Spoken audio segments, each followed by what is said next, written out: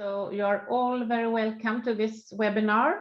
And my name is Kerstin Tam, and I'm the Vice Chancellor or Rector at Malmö University in the south of Sweden. And so I'm sharing, I'm the chair of this webinar, and I'm also a board member in the EWORA board. And I'm very proud of introducing the important theme of this seminar, which is gender-based violence in academia and reflections linking to the pandemic. So we will try during this webinar to also link these two topics to each other. And of course, the pandemic is challenging in many different ways. And as academic leaders, we are working very hard right now to enable a good work environment for our students and staff. And my experience is that many people are very frustrated right now, and that their everyday situations can be complex in different ways. And if you remember, some of you perhaps, in the first EWORA webinar after summer, we discussed the consequences for female professors, and that there is a risk for a growing gender imbalance within academia due to the pandemic. And the work-life balance within couples during the pandemic is important to study. And during this webinar, Professor Lotta Löfgren Mårtensson at Malmö University will present some preliminary findings about this. But first, my Swedish colleagues will present our ongoing research and collaboration program in gender-based violence and sexual harassment in academia. And this Swedish collaboration program was initiated as a consequence of Me Too, and that was some time ago. And it was initiated by Karolinska Institutet, which is a medical university in Stockholm. And Professor Karin Dahlman-Wright is the program leader at Karolinska Institutet, and she's here today. And Professor Anna Wahl here, you can see Anna Wahl here, is the chair of the steering group of the collaboration program, and she will soon present the program. And she's also professor in gender, organization and management, and but also the vice rector or pro-vice chancellor at Royal Institute of Technology. And thereafter, Fredrik Bondestam, where are you? You are there, yes, you can see him as well. Who is the director of the Swedish Secretariat for Gender Research at the University of Gothenburg, will present the national survey and some preliminary findings from the pilot study, I hope, of the national survey linked to this program, but also preliminary findings from an ongoing EU-funded project.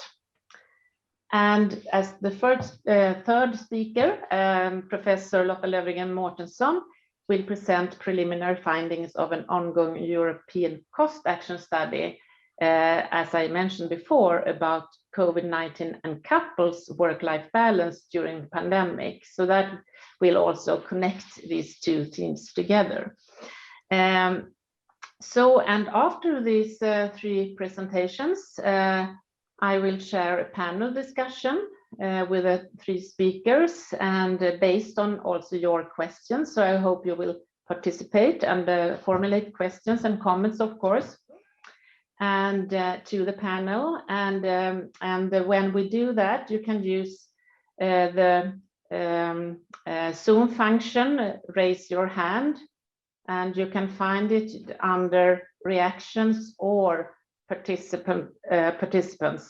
It depends on what Zoom version you have. So that would be very good if you can raise your hand when you have questions and comments. So, and I will also remind you about that later on. So very welcome all of you to this webinar, and I will now hand over to Anna Wahl, Professor Anna Wahl. Please, Anna. Thank you very much, Kerstin, and hello to you all. It's very nice to be here. I will do a very brief presentation of this program as an introduction to what will be presented afterwards, which is more focused on the survey. So I will share my screen.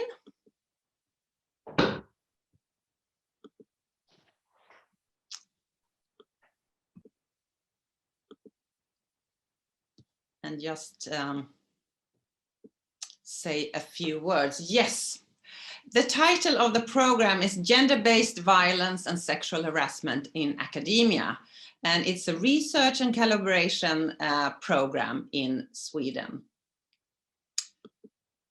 So why did we do this? What is the background? The direct background is Me Too movement in general, the whole movement, but specifically the Me Too call in academia, a certain group that we had in Sweden. And there was a lot of debate in Sweden around this in all sectors, but also about academia. So what I could find as a scholar myself in the area of gender and organization, it showed a lot of unawareness in the public debate about previous knowledge and studies on sexual harassment. So a lot had been forgotten since the 1990s. And we could also see, based on new studies and new review studies, that there are research gaps in many areas around sexual harassment and gender-based violence. So on the one hand, we have previous knowledge. It's not a sort of a just blind spot space, but on the other hand, there are also gaps. So we wanted to collaborate to take action in response to this Me Too movement, especially in academia, but also showing lacking knowledge. So the aims with the program is to establish this research-based knowledge on prevalence and consequences of sexual harassment and gender-based violence in academia. And of course, we want to contribute to work for change. It's not only to do research, but of course to contribute to change. So, and the more long-term aim is of course to increase quality in research and education, as we all see this, the sort of existence of sexual harassment in academic organization is a problem that it affects the quality in research and education. And as Kerstin pointed out, we are 4 partners. Karolinska Institutet is the coordinator. I come from Royal Institute of Technology, KTH, and we also have Kerstin from Malmö and University, and Fredrik will come on the stage after me, telling more about the prevalence study. We just want to say that we sort of encourage many different approaches when it comes to research about sexual harassment and gender-based violence. So it's not choosing one particular sort of research. We want to encourage interdisciplinary studies. We want to encourage studies that are based on intersectional perspectives, including more dimensions than gender. We want to also develop methodologies around this, how to actually be able to study these kind of phenomena that are quite difficult to study. We hope for a lot of comparable results that we could use in the work for change, and also having focus analysis on different levels, both on individual, structural, but of course also on societal level around these issues. We want to encourage as well action-oriented work for change, and that is that kind of research that sort of includes action for change and at the same time documenting and analyzing. So there are many, there's an openness around the kind of studies we want to see be sort of triggered by this program. So our own prioritized actions are very much in focus, the national research study that Fredrik will tell us more about. It's a very, very ambitious action, I would say, that you will hear. So it has taken quite a lot of time, of our time and energy, and also been a bit prolonged by different reasons, but also, of course, the pandemic had an impact on this. But we are very close to actually sending out the survey now. We have also arranged open seminars during the years now with the presentations of ongoing research projects of different kinds. We intend to arrange workshops later on that actually will initiate more work around preventive initiatives and development of methods. I can say that to our seminars, our dialogue seminars, we invite faculty, but also administrators, persons working with these issues at our universities, gender equality officers, and other persons of that kind. So we have a very open attitude to including different categories from our universities in Sweden into this work. And we want to inspire researchers and universities to actually apply for new research projects, initiatives, and collaborations, or to formulate this. So we want to trigger more projects around this. Yeah, this is what I was planning to say. Very, very brief, but still that gives you some kind of background information to the national survey.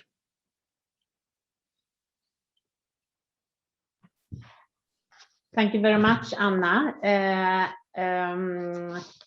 This is very interesting, and I would like to ask you a question also about what you think is the most interesting from your perspective, since you are also a researcher in this field, because I know that you think this will be very exciting. So what are you? Yeah. Interested in? I think it's interesting situation in Sweden overall that so many different initiatives around the Me Too movement came about, and in a lot of sectors. So there is a kind of readiness in our country for doing something and to achieve change. So that's interesting. And in academia, I think also there is a kind of a readiness around not only accepting that this is something that we struggle with, but actually taking action against. So I hope definitely that this will give us more space to do changes after this. That is the thing. And we are also trying to develop a research network, and I think the interest is growing in this, taking part in this research network. Why do you think it's important to establish a research network in this area?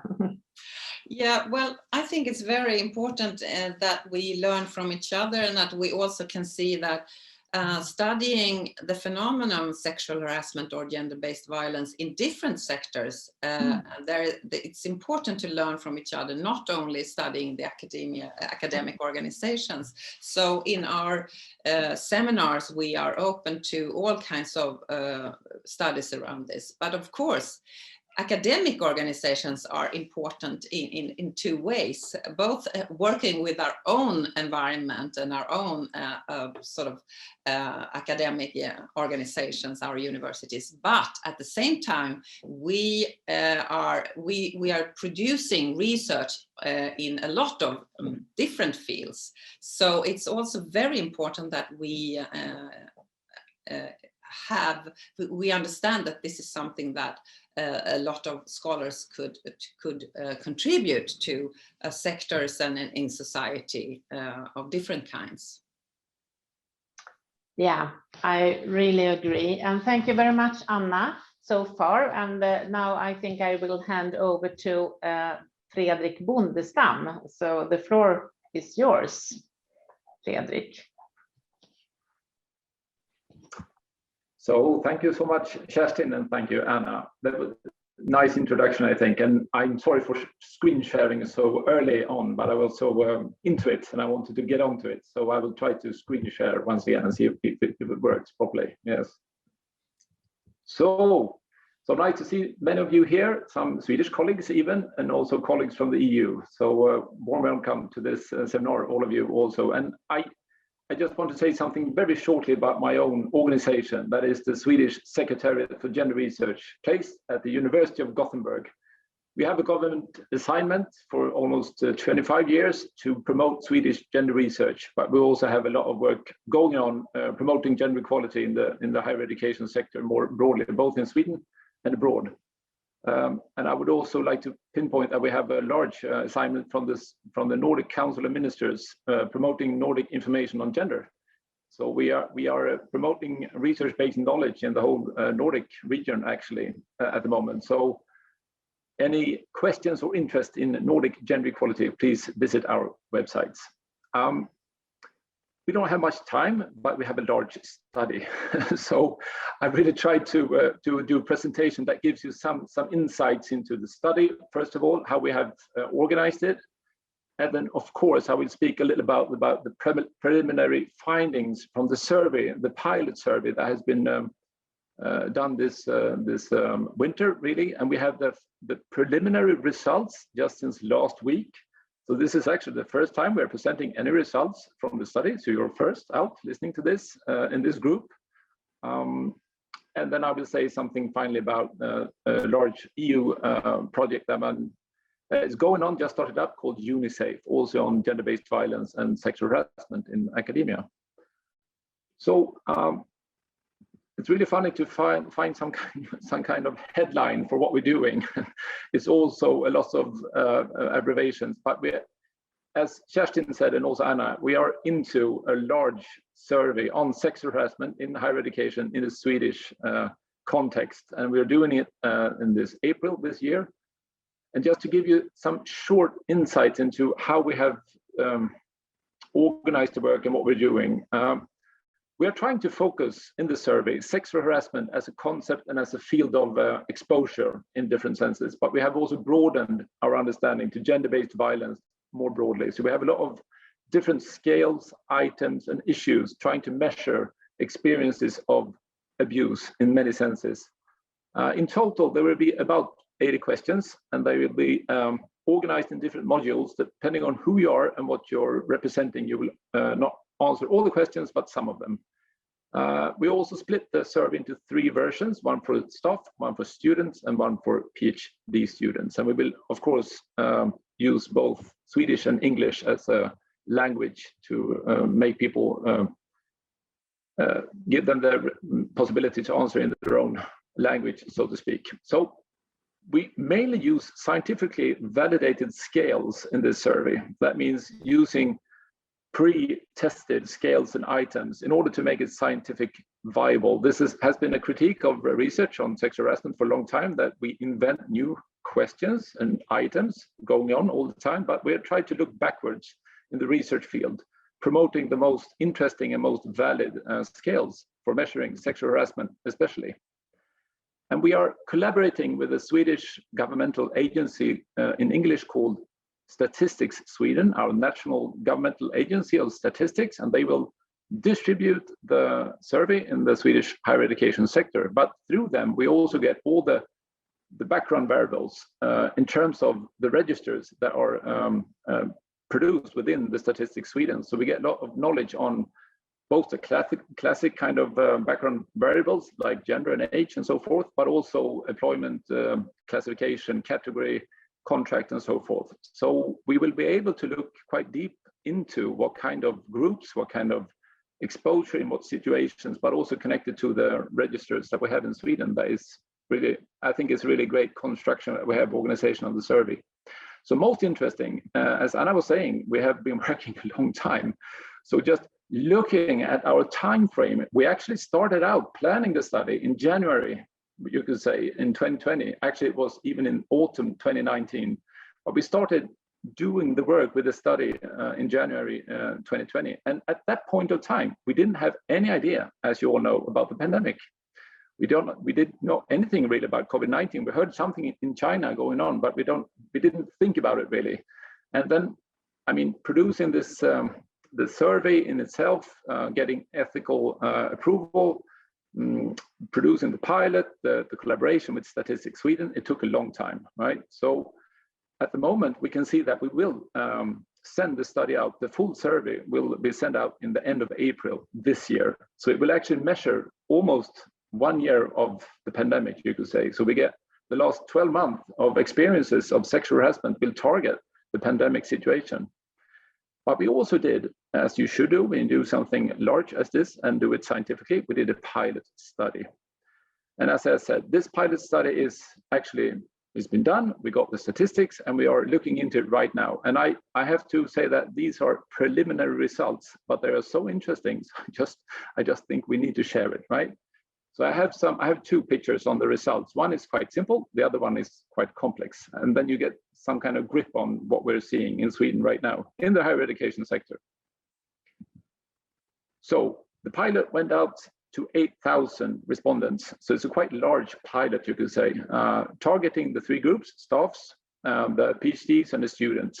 We had a response rate just above 40%, which is, it's not perfect, but it's quite nice, we think, with this kind of large study in Sweden at the moment. What is interesting is that we measure the experiences of sexual harassment in many, many ways. So we use many items to ask for specific experience-based situations on, for example, sexist jokes, jargon, sexual abuse, but also looks, staring, and different kind of aspects of sexual harassment.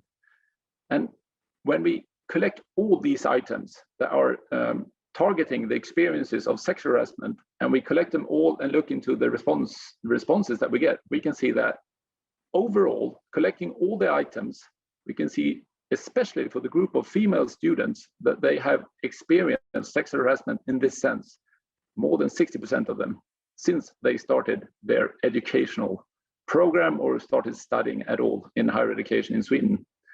So there is a response in the Swedish pilot study from the students saying, in this particular group, this will be a majority, and it's a normalized phenomena within Swedish higher education today.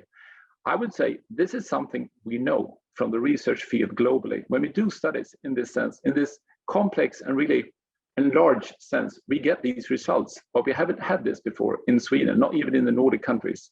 So this is somehow a new kind of version or picture of the extent of exposure to especially female students in Sweden.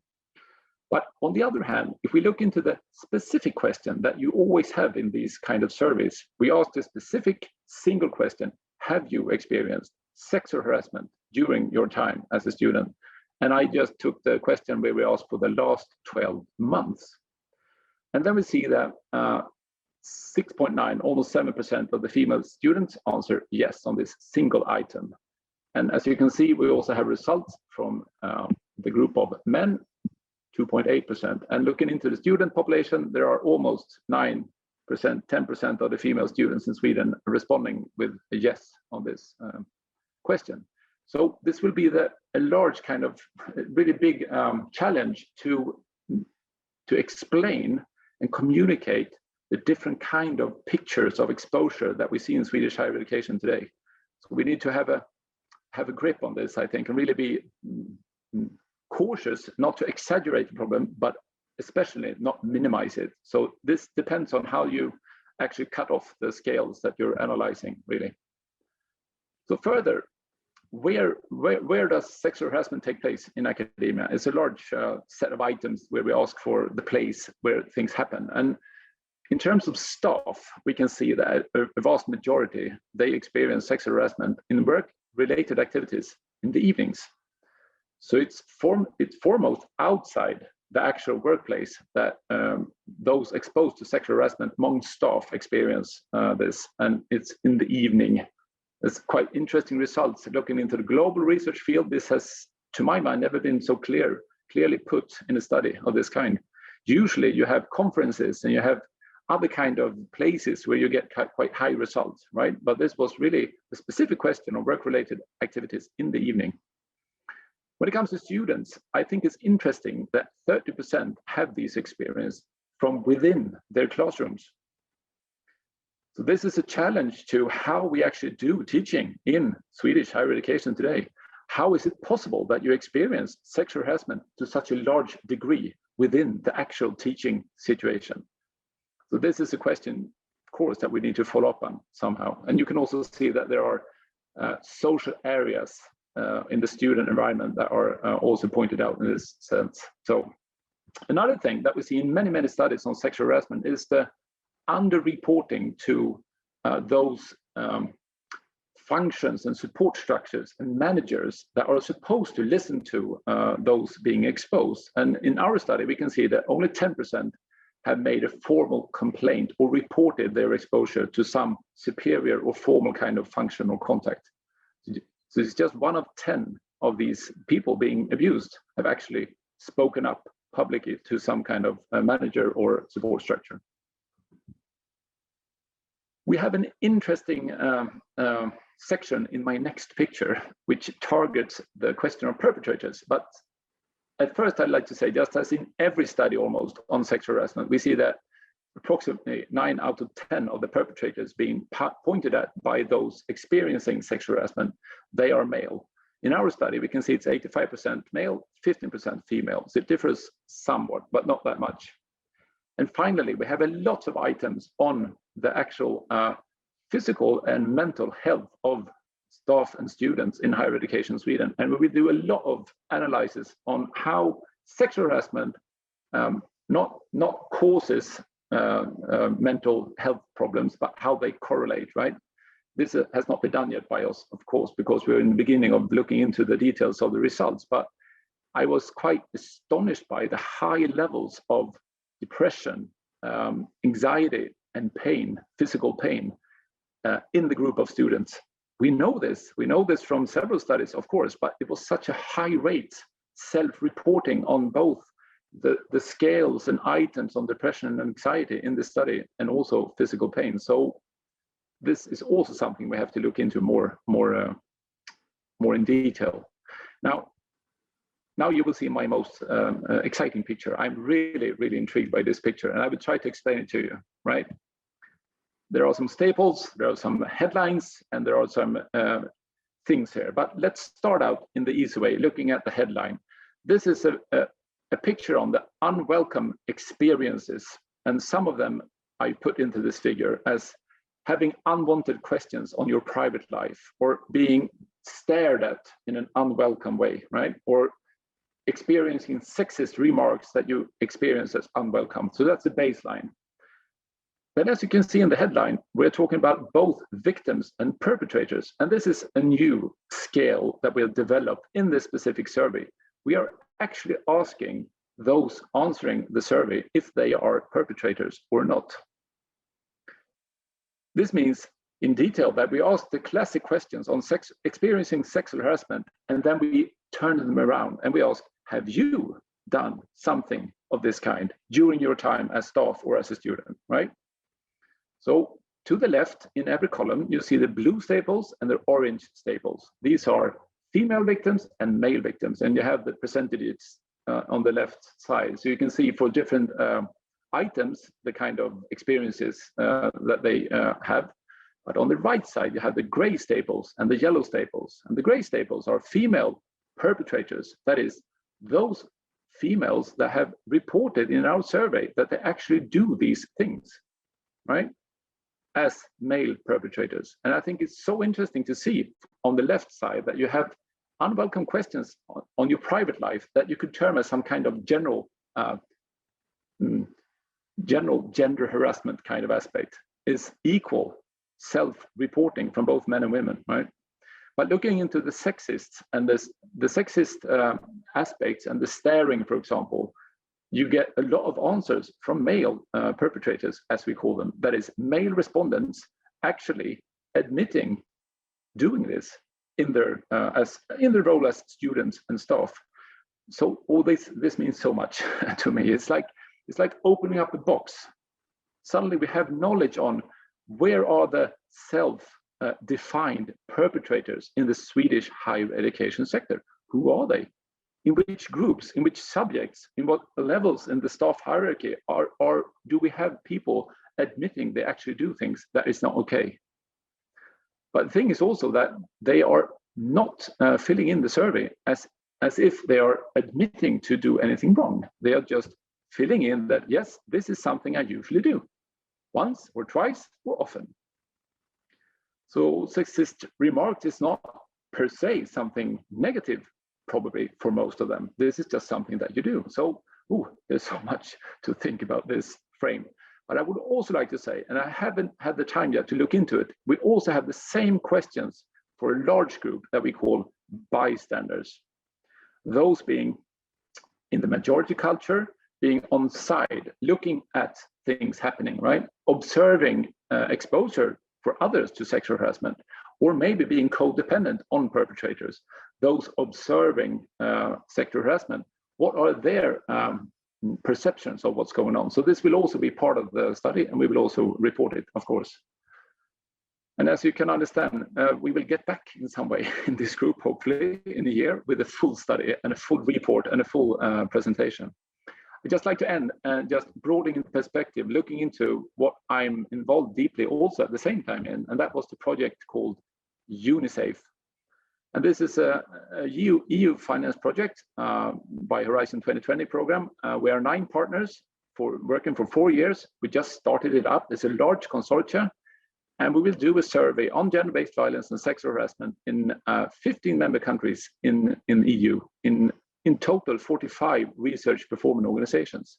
And total 450,000 surveys will be distributed next spring in 2022. There's a lot of case studies, qualitative case studies planned in this program, and we will also map the legal and policy frameworks in EU 27 in several ways. And we have a large idea on the preventive work that we need to do in this consortia called the 7P research model. But what is interesting is I'm hoping that we can use some of the items and scales from the Swedish survey on sexual harassment also in this project, so we get comparable results. Then suddenly we will have a really nice view on the situation, not in all of the EU, but in the majority almost of the member states. So hopefully this project will also contribute to a larger knowledge on all of our situations in Europe at the moment. So just shortly, some about this UNISAFE project. And probably I used too much time, as usual. Kerstin, I apologize in that sense if I have, and thank you for listening so far. Yeah, thank you very, very much, Fredrik. It's so interesting now it's the first time we know about these preliminary findings, but I think we need to go on now, and I know also that Gulsen is here now. Welcome, Gulsen. I think we will continue now, and you will say a few words in the end of the webinar. So I would like to hand over now to Lotta Lövgren Mårtensson, and who will talk about COVID-19 and the couple's work-life balance during the pandemic. So please, Lotta, welcome. Thank you very much. I'm happy to be here in this network, and I will present another network. And this is a network from COST, and I guess all of you know that COST is an abbreviation for European Cooperation in Science and Technology. And this study is on COVID-19 and couples. Work-life balance is what I'm going to focus in this presentation, but you can also see that the project as a whole is on intimacy and long-term relationships during the pandemic. I want to say something about this specific network. It's a network on European sexual medicine, and we are different scientists from the medical science researchers and also practitioners, educators, and social service professionals, and we are all involved in sexual health and medicine. And the objective is to improve sexual health at individual, family, community, and health system levels. And the working goals are to open doors of opportunity to medical and social scientists whose discoveries and practices will extend the scope of the field. Also to prepare sexual medicine medical curricula for university education that meet European qualification and recognition standards. And finally, to build public understanding that sexual health and sexual medicine contribute significantly to good health and well-being for everyone. So this specific study, we have a research and we've been looking at the research done last year. And we can see obviously that the pandemic has changed social cultural habits, economic activities, and psychological health, and a lot of increased prevalence of depression. We have also seen that there is an increased vulnerability concerning family violence and family against the women, and I would say add children as well. And also there are some reduced options for support, and that's very important. We have also been looking at several quantitative studies, and they also show a decrease in sexual activity during 2020.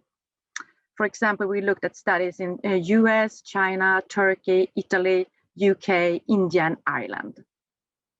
We can also see that there are some uncertainty and misinformation about the sexual routes of transmission for COVID-19. And consequently, we can see that there are also fear about intimacy and sexuality that might lead to sexual disorders. Interesting enough, we can see also that the ability to adapt, that is a key feature. And we can see that that is characterizing high level of satisfaction and marital quality relationships. So the aim of this ongoing, and I would say and emphasize that it's an ongoing study, is to explore how partnered individuals describe and experience intimacy and sexuality within their long-term relationships during the pandemic in Croatia, Czech Republic, the Netherlands, France, Germany, Portugal, Sweden, and Turkey. And we are also looking deeper into how do partnered individuals summarize their experiences of intimacy and sexuality in relation to external stress, such as the pandemic. So we had a questionnaire, and the questionnaire was answered by 4,813 informants within these countries, and 3,357 also answered the open-ended question, and they could then summarize their sex life during the pandemic by one or a few sentences. And the results so far, so we could see that 53% reported no change in their sexual interest during the pandemic, followed by 28.5% who reported an increase, and 18.5% reported a decrease. And this pattern was similar across the 8 countries. And we have an article by Alexander Stolhofer as a first author, and it's recently submitted. And now myself and another Swedish colleague, we are taking the lead of another article, and then we are looking at the open-ended answers. And we can see so far that more than half of the informants also state no change. But no change, we could see here, that could be as good as before or as bad as before. And the other half was then divided into positive and negative change. And because of this network, I wanted to answer Kerstin Tam's question about work-life balance. So we had some quotes, and again, these are unpublished quotes on the topic of work-life balance. Here you can see that in no change, we have the subcategory as good as before, as bad as before. And the first one said, I don't feel too many changes. I probably enjoy it more. I have a home office. I do not have to get up early and rush to work. With my partner, we have more time for each other. I tend to be less tired and less stressed. And the second one says, because we work so hard, we only have sex on weekends. For this reason, the situation has not changed that much. We are just generally concerned about getting infected. And on positive change, we can see under the subcategory, more time, less stress, that one informant says, thanks to the pandemic, my wife spends less time at work, is less stressed and more relaxed. Therefore, our sex life has overall improved. And on negative change, we can see under the subcategory, no privacy, too tight. And then one informant says, in itself good, but if both of you work at home, you sometimes get tired of each other. There's little privacy. So we have these overarching patterns. We can see that those couples who have positive couple boundaries, they seem to remain through external crises. They have work-life balance. But for those who have problematic couple boundaries, they seem to increase through external crisis, and they have work-life imbalance. And despite this, the family situation influences on couple boundaries and work-life balance, despite external crisis. So the conclusions so far, we can say that the COVID-19 pandemic, it opens up for options of more time, less stress, and therefore better work-life balance for a lot of families. But however, this works for those who live within positive and stable relationships without illness, economical stress, and for those who can fulfill their job missions from home. For others, the pandemic has triggered both old and new problems, which influences both on work-life balance and on the relationship between the couples in a negative way. So I will stop there. Thank you. Thank you very much, Charlotta. It's very interesting preliminary findings here. I think we have we have time for a few questions, or at least one question, I think. Do we have any question linked to what Charlotta presented here now?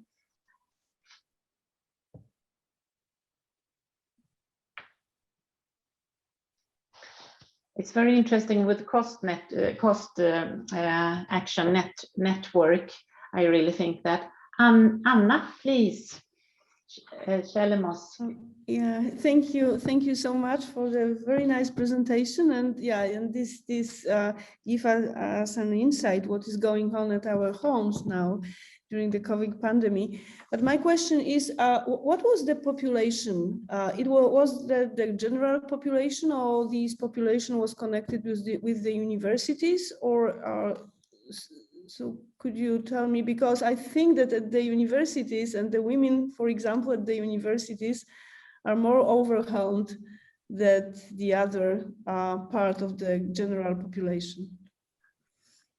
For today, I was just focusing more on the open open question answers, but in the quantitative part, we are more in detail telling about that the recruiting process was like a convenient sample.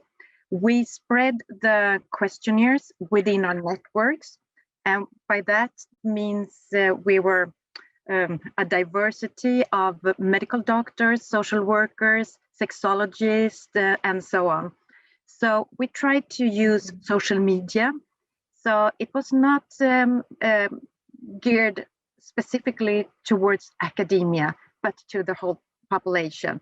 But you can see again that there weren't that many answers. And we can also see that the majority of the respondents were female. Actually, almost 70% were females.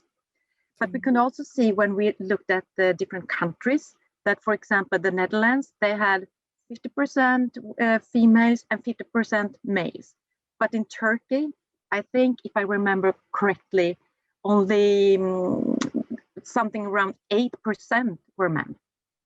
So what we are looking for now is also culture differences. Okay, thank you. Thank you. So, you know, this study is not connected to the other program. So these are two different studies. Yeah. And Daniela.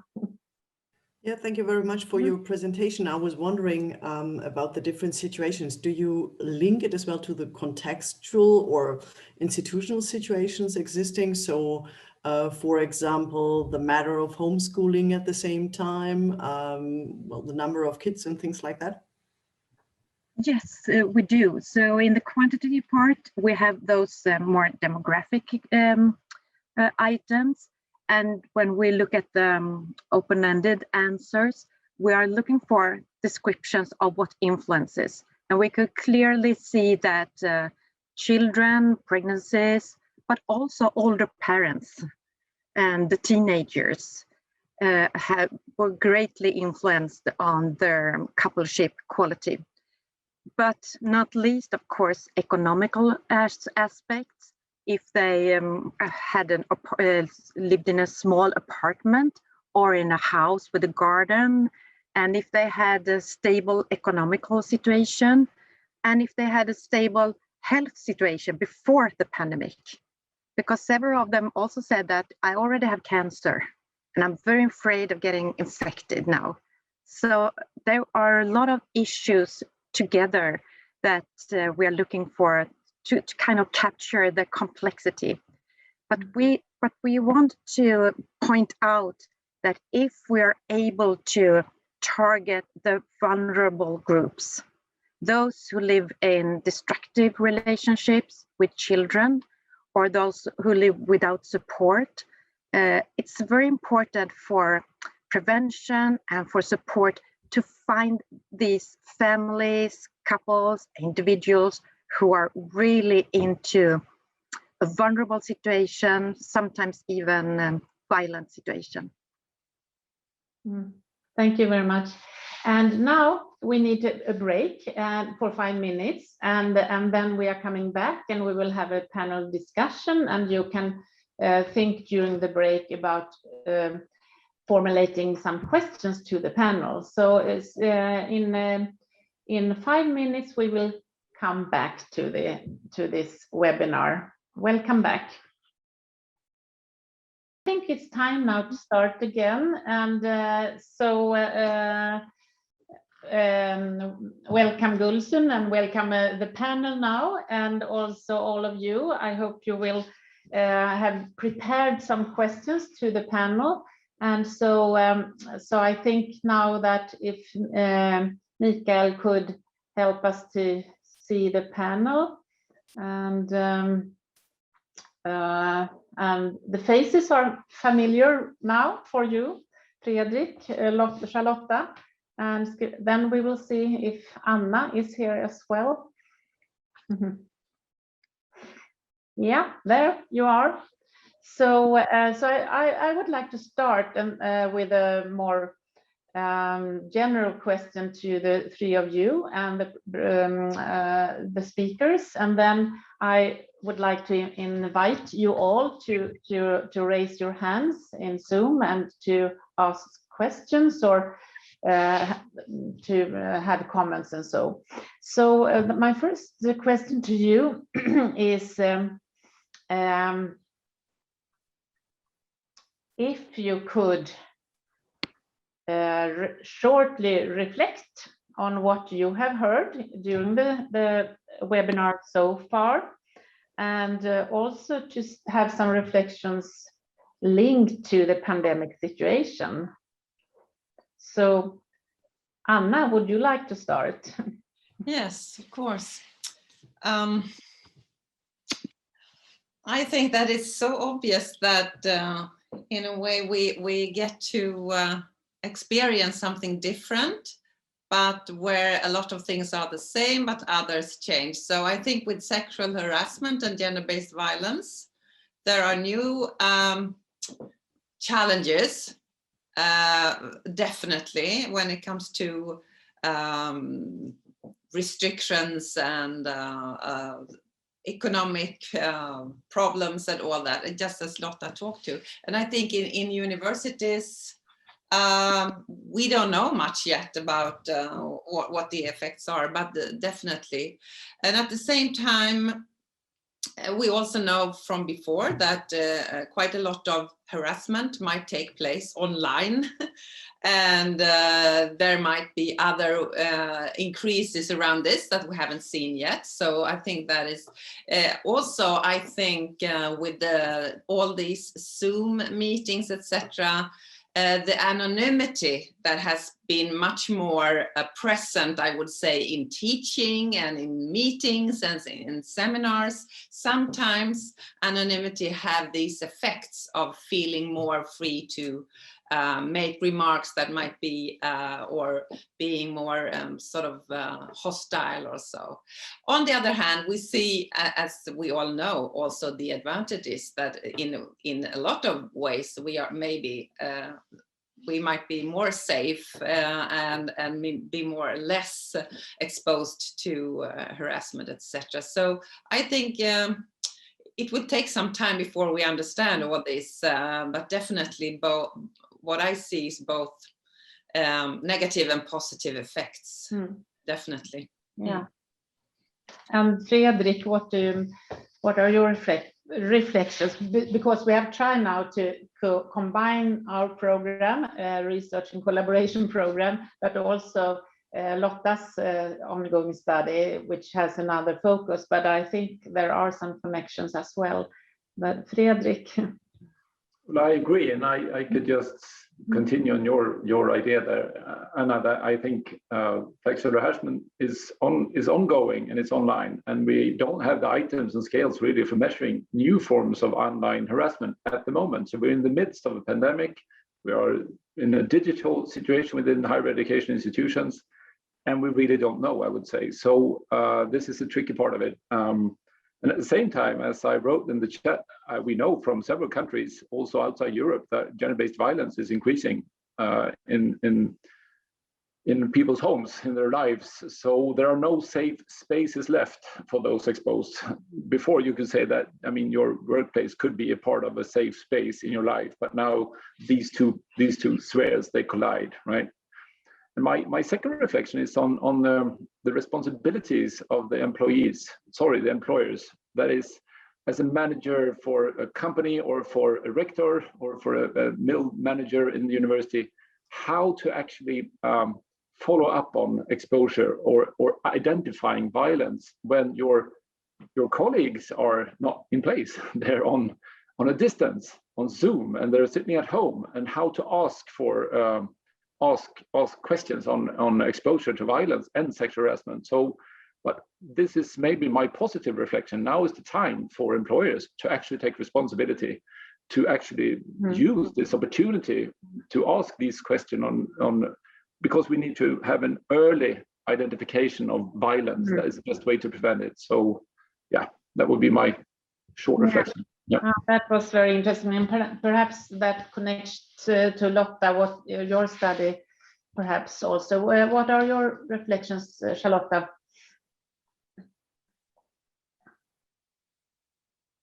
We can't. Yeah. Yes, thank you. I think that both Anna and Fredrik, they summarized several things that I was also thinking of, and I would like to add that we are also conducting a qualitative interview study with students within academia. And we can see that, as Fredrik said, these areas that are kind of gray zones between the, not in the classroom, but in the, as we say, student union places. That's a risky place. But we can also see now with Zoom that net bullying, net harassment is another area. So we have new areas for harassment that is very important. And I was also thinking that the pandemic, it creates new challenges because of the uncertainty. But again, there are also old challenges that we have to deal with now. I think the old challenges, they are becoming more urgent and we cannot hide them anymore. So we have to focus on vulnerable groups, how to target those individuals and couples within university. I mean, they can also be highly educated. I want to say that again. There are not only those with very low socio-economical situation. There are highly educated people who talk about violence at home and violence and harassment at the working place. So I think that's important too. So thank you very much for your very interesting reflections. And now I would like to invite the participants here, the audience, to raise your hands and to ask questions, or if you have any comments. So there are different versions of Zoom, but you can find the raise hand in under reactions or participants. So please.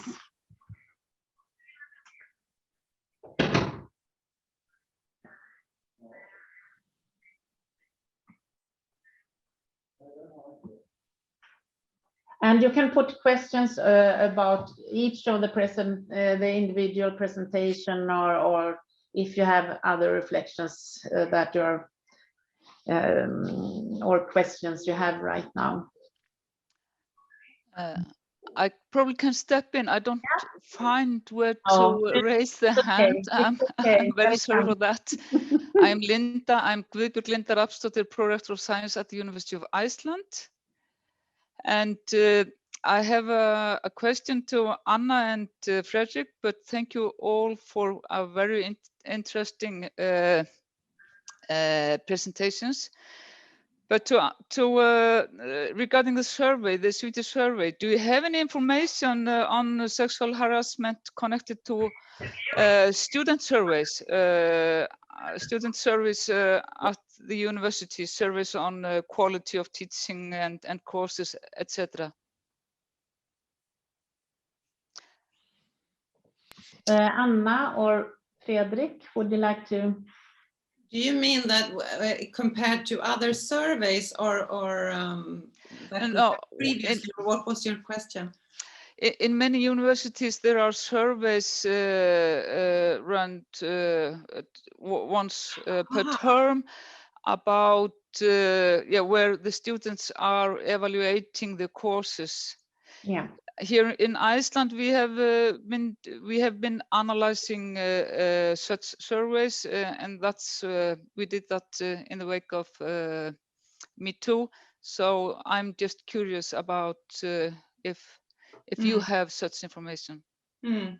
Yeah, I mean, I don't know. You can fill in, Fredrik, but I think that what I know from the kind of service we have done around students at KTH previously, the numbers usually are like 20% of the women students report that they have experienced sexual harassment. So it's something that has been noticed, but I think the way that we post the questions, as we could show in the survey now, if you're exposed to it, if you have witnessed it, or if you have experienced it, and also in a lot of cases, it depends on your awareness around what I mostly meet around it, and that's not only students, but also PhD students and faculty, is what is sexual harassment? What am I supposed to accept and not? What is normal, what is not? So, and that concerns both Swedish students and faculty, but also we have a lot of international faculty in KTH, and this is very, very often the question. Where is the limit, so to speak? So of course, when you fill in a survey, it makes a difference in whether you yourself understand that this is. So that I think that is what is good with this survey, that we have thought a lot about this, to actually ask more about the situations, not ask, did you experience sexual harassment only, but did you experience this and that and these situations?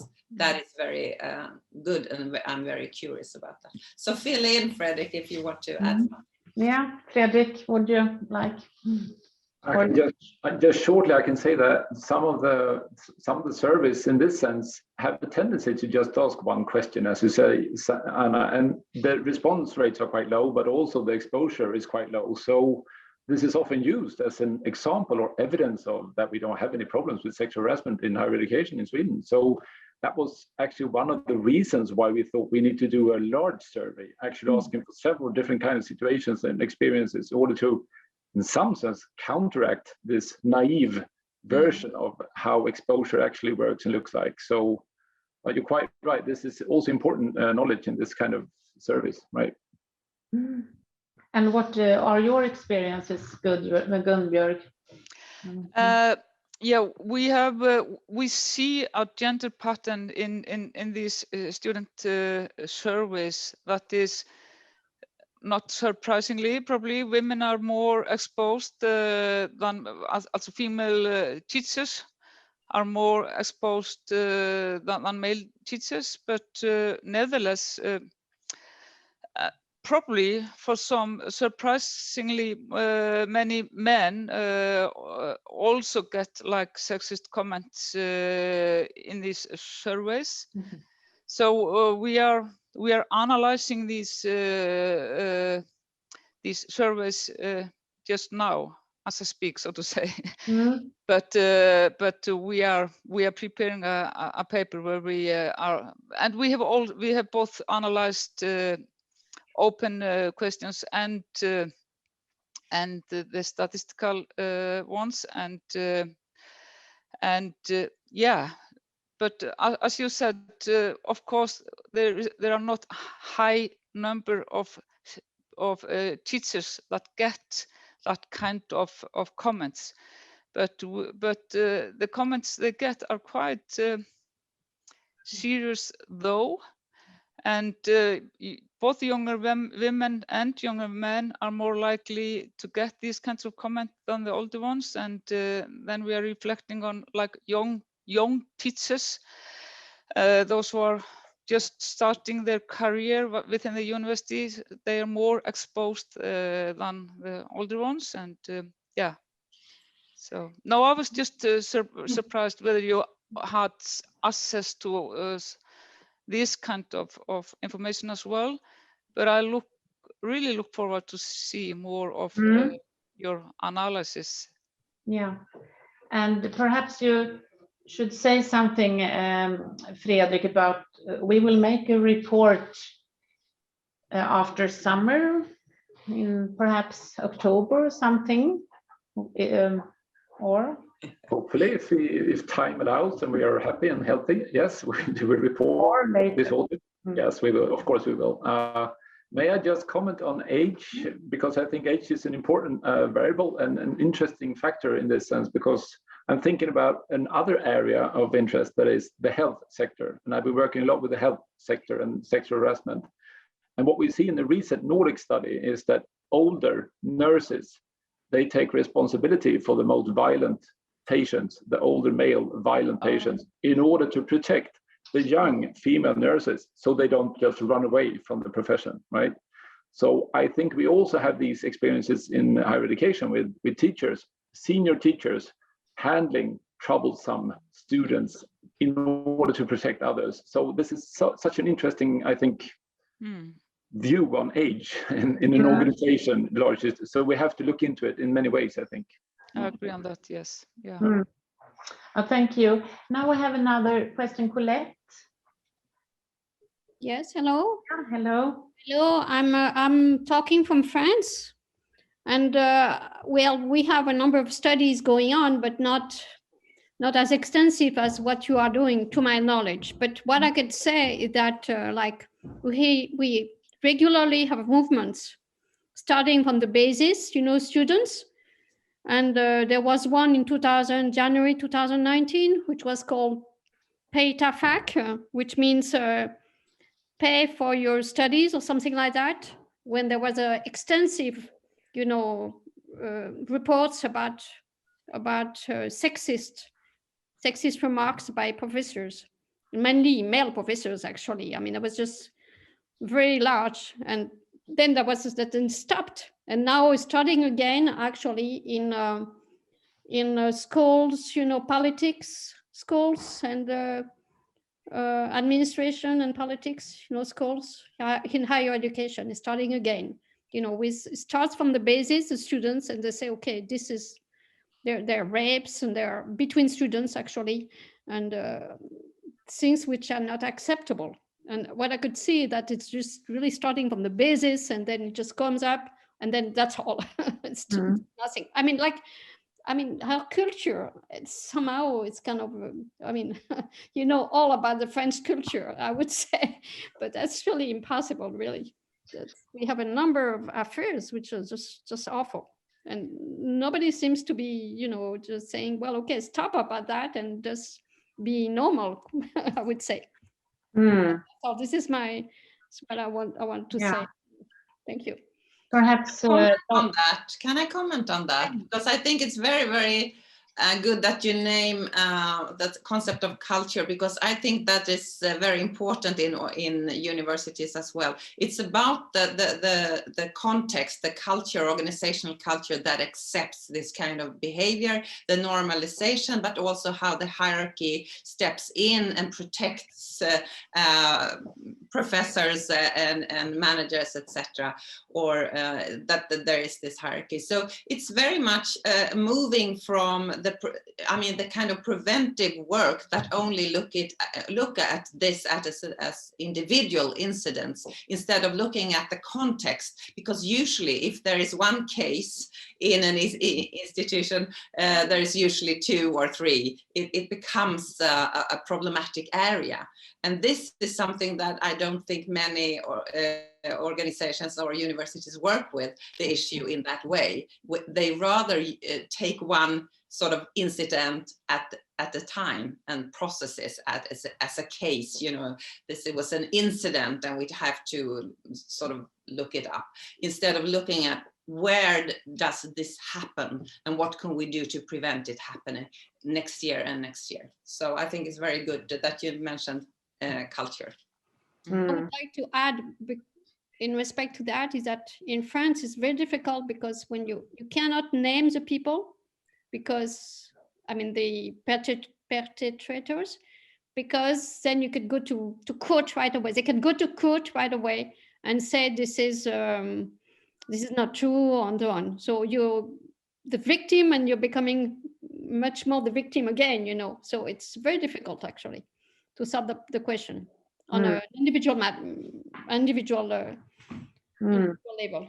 So, and I mean, universities start to work on it, but that's really, apparently, I mean, it's really a culture of the establishment, of the institution, you know, really. I mean, it's just, you see only the tip of the iceberg, as we say, just the tip of the iceberg. Yeah. And it's very, very difficult to just say, okay, this is massive. This is massive, because when there are cases which come out, there number of cases. I mean, there are, I would say, almost 50, 100. You know, it's massive, and it continues. Yes, and then we need to start earlier to start early in the schools also. And Lotta talked about the vulnerable groups also. I think that is very important, of course. Now we have also another question here, and Anna. I would like to comment. This is the top of the iceberg for sure. And now in Poland, students from art schools and actor schools start to talk about the problem. But at our university, we for the protection from the discrimination, we employed the proxy from for protection from discrimination, because we think that she worked anonymously. So I think that this conscious that there is somebody at the university, and you may to come and to say that something is going wrong. I think I think that it is protective, but maybe you have the experience with in this aspect, because we did it, but we are not quite, because we have no idea how big is the problem, but we think that maybe it would be a protective instrument, the tool. So my question is if you have any experience in that, and if such move may be protective. Anna, perhaps. I must check if I understood you correctly. Is your question about the possibility of reporting something, an incident, anonymously without giving to the person? Yeah. I mean, that is very, very difficult, because I mean, you can, as long as you are anonymous, according to the Swedish law, then you can just get some kind of support, from someone to support you, but not actually report the incident and have it followed up and all that. So I think it's impossible to do that now. But please, the three of you, from what I understand, it's not possible to report something if you're anonymous. Fredrik, do you know anything about this? Have you studied this? Well, there are whistleblower systems in different higher education contexts in different countries, really, and some of them are anonymous. But you cannot proceed like in a formal case when you have anonymous reports. But of course, you can have a whistleblower system that is anonymous, and you can get support as abused. I mean, there are nice examples from Australia in the health sector. There has been published research also on this, building that kind of support structure around those. Reporting anonymously, but this is something else from getting, legal support and a process. But if you look into victims' experiences, what they're most searching for often is not getting a formal complaint procedure. They want to have a disclosure. They want to have a recognition of what has happened, and they want change in the specific work environment and work group that we're working in, not maybe have a process of prosecution and justice in that sense. This is also from research, where we can see clearly that victims are searching for something else than the formal kind of procedure. So, and also, as I think many of you know, that we have a lot of knowledge on what happens when you try to make a formal complaint. You're not listened to properly, and you get abused a second time, a second victimization, when managers and colleagues tend to abuse you once again. They're not listening properly. So there are so many problems in this reporting case management structure that we know a lot about. But of course, I think I also have some early German 1980s examples of anonymous reporting in a campus where you could go to a provisional police station in the campus, just reporting, and then they had to take it on to the teacher responsible for that class, for example, just saying you have a problem in your class, you have to address it. Not who, not what happened, but you have a problem. You have to talk about it with your pupils, kind of. So, yeah. And we have at Malmö University, we have open door. We have a small team sitting there each week for 2 hours, and then the students can come, also the teachers if they like, but they are not coming really. Okay. But there are, I think there are some good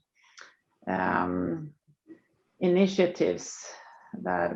So that's an area for research, more research, I think. Lotta, would you like to add something?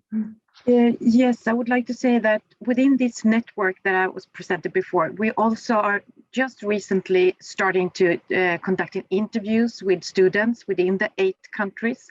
And when we discussed the design the other week, there were several professors who said that we have to have questions about false accusations.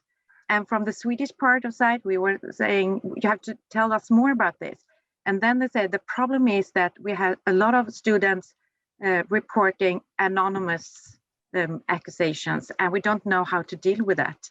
So they talked about it from a different part of view, you can say, in one way from the teacher's point of view. How can you deal with rumors? How can you deal with false accusations?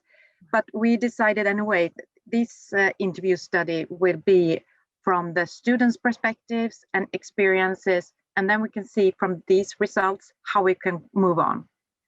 Okay. Thank you. Yeah, thank you very much. And now the time is running out, I think, but we would really like to come back and to present some results also from the research we will conduct soon based on the survey and also other qualitative studies linked to the program. So that could be interesting perhaps for some of you to follow. But thank you very much, the panel, the speakers here, and also for very good questions and comments. So I would like now to hand over to Gulsum to close this webinar for today. So thank you very much. Thank you so much, Kerstin. Dear colleagues, good afternoon. First of all, I would like to apologize not being able to join you at the beginning of this meeting. I missed the chance to listen to our eminent speakers, unfortunately. First of all, I would like to express my thanks to Professor Kerstin Tam, who is the Vice Chancellor of Malmö University and also board member of EWORA since 2019. She has kindly accepted to organize this webinar, and I am very happy that it has been successfully completed now.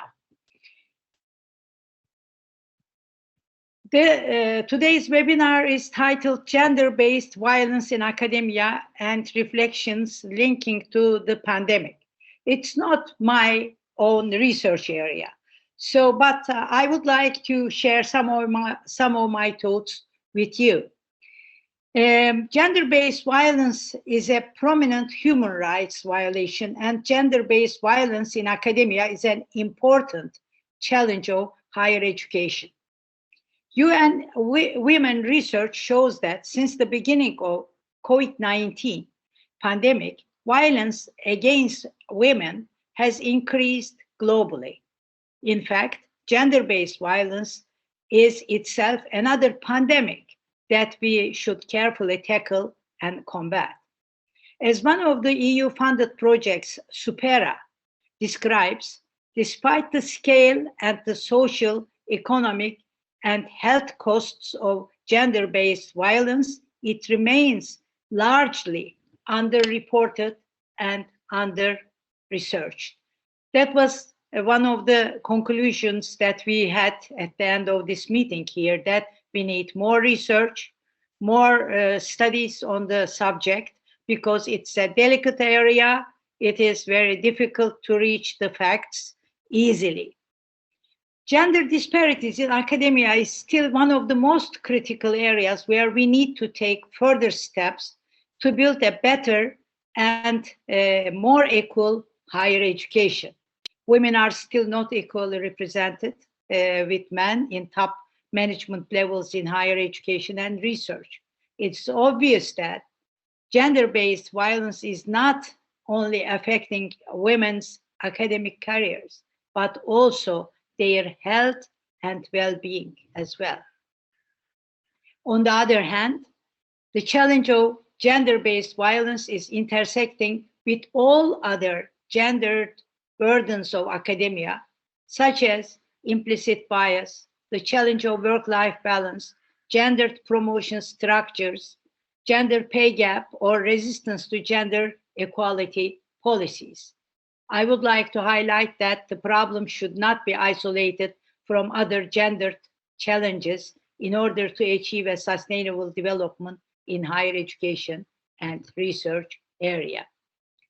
Dear colleagues, I think it is very timely to stand against gender discrimination in academia.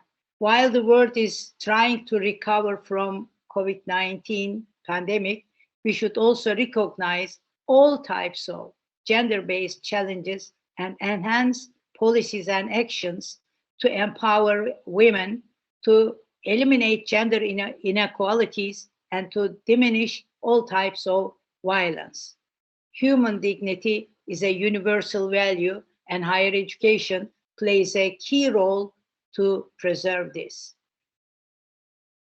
So I think I should conclude with thanking to Kerstin Tam once again, who created this opportunity for us to gather and have discussion today.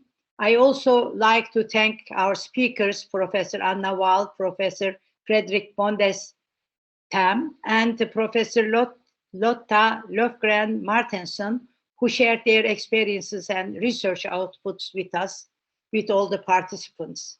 I would like to thank also Helena Bogazi from Malmö University and Hülya Çağlayan, General Secretary of EWORA, for their support in the organization of this webinar.